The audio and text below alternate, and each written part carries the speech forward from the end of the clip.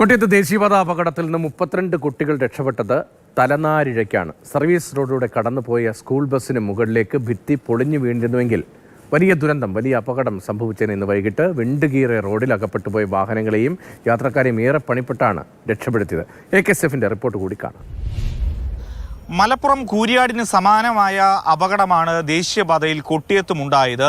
ഇപ്പോഴും ഈ ദൃശ്യങ്ങൾ കാണുമ്പോൾ അത്രയധികം ഭീതിജനകമാണ് കാഴ്ച. ഈ കാണുന്ന ഒരു ഇലക്ട്രിക് പോസ്റ്റാണ്. എപ്പോൾ വേണമെങ്കിലും നിലംപതിക്കാവുന്ന രീതിയിലാണ് ഈ ഇലക്ട്രിക് പോസ്റ്റ് ഇപ്പോൾ നിൽക്കുന്നത്.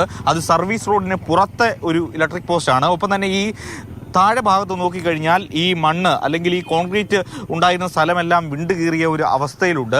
യഥാർത്ഥത്തിൽ ഈ ആളുകൾ, വാഹനയാത്രികർ ഇങ്ങനെ ഈ റോഡിലൂടെ പോകുമ്പോഴായിരുന്നു ഈ അപകടം ഉണ്ടായത്. എന്ത് ചെയ്യണമെന്നറിയാതെ അവരെല്ലാം ഓടി രക്ഷപ്പെടുന്ന ഒരവസ്ഥയായിരുന്നു ഉണ്ടായിരുന്നത്.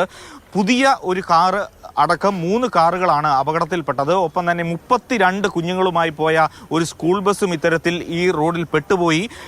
പെട്ടെന്ന് ഉഗ്ര ശബ്ദത്തോടു കൂടി ഈ കാണുന്ന റോഡ് നിലം ഇരിക്കുകയായിരുന്നു.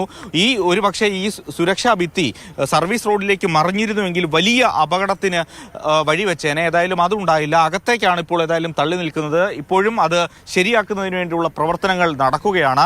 തലനാരിഴയ്ക്കാണ് ഈ വാഹനയാത്രക്കാരെല്ലാം തന്നെ രക്ഷപ്പെട്ടത്. ഇനി ഏതായാലും നാളെ ദേശീയപാത അതോറിറ്റിയുടെയും അതോടൊപ്പം ജനപ്രതിനിധികളുടെയും യോഗം ജില്ലാ കളക്ടർ വിളിച്ചിട്ടുണ്ട്. പില്ലറിൽ മേൽപ്പാലം നിർമ്മിക്കണമെന്നൊരാവശ്യമാണ് ജനപ്രതിനിധികൾ ഉയർത്തുന്നത്. നാളത്തെ യോഗത്തിലും ഈ കാര്യങ്ങൾ അറിയിക്കും. പ്രേം ശശിക്കൊപ്പം AK സ്റ്റെഫൻ, മാതൃഭൂമി ന്യൂസ്, കൊല്ലം.